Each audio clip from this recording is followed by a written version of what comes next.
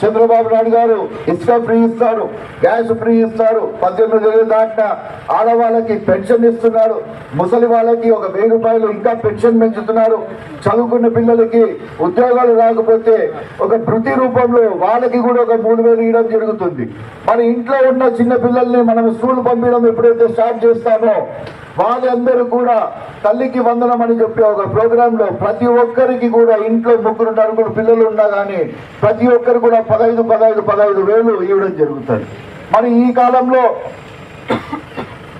అప్పుడు జగన్మోహన్ రెడ్డి చెప్పినే ఈ నవరత్నాలలో ఏది కూడా కరెక్ట్ గా పని చేయలేదు. ఆ రోజు ఏమన్నాడు, ఇంట్లో ఎంతమంది పిల్లలు ఉంటే అందరికి డబ్బులు ఇస్తానని చెప్పడం జరిగింది. కానీ ఆయన తిరిగి చూసుకొని ఒక్కరికి ఇస్తాను, ఒక్కరికే డబ్బులు ఇవ్వగలిగే అంత ఉన్నవి మన కాడ అని చెప్తున్నాడు.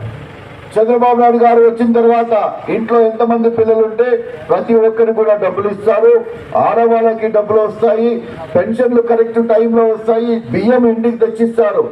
మరి మీ అందరూ కూడా ఈ వచ్చే ఎలక్షన్లలో ఎంపీ అభ్యర్థి పంచలింగల నాగరాజు గారు సోదరుడు మంచి వ్యక్తి, ఆల్రెడీ ఎంపీపీ పదవి అనుభవించాడు. ఆయనకి ప్రజలని ఎట్లా ఆకట్టుకోవాలా, ప్రజలకు ఎట్లా సేవ చేయాలనే చెప్పే ఆలోచన కూడా ఉంది. అది 100% మంచి జరుగుతుందని మేము కోరుతున్నాము. అదే కాకుండా ఈసారి వచ్చే ఎలక్షన్లలో ఎమ్మెల్యే అభ్యర్థిగా మరి ఇంకొకసారి మీ ముందరికి వచ్చాను. దయచేసి మీ అందరి ఆశీర్వాదం ఈసారి నా పైన ఉండాలని కోరుతూ ఈ అవకాశం ఇచ్చిన మీ అందరికి నమస్కారం చెప్తూ సెలవు తీసుకుంటున్నాను. జై తెలుగుదేశం, జై జనసేన, జై భాజపా.